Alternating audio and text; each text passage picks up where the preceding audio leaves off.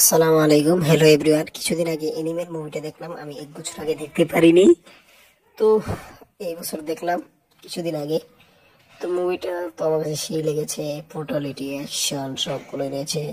মানে সেই লেভেলে 3 ঘন্টার উপরে কিন্তু বোরিং ফিল করবে না আপনাদেরকে, এরকম একটা ফিল্ম।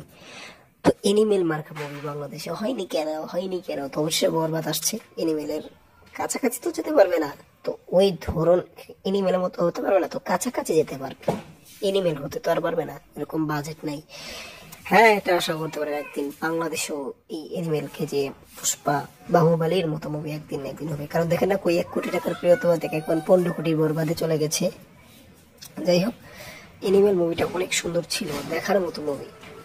মানে ফাইন্যান্স কাকে বলে, এই কাজী হায়াতের দল, এরা যে দেখলে এনিমেল দেখলে ওরা দেখছেই হয়তো, ওরা তো হাইক গিয়ে 40 মিনিটে খাইয়ে দিয়েছিল বাংলাদেশে।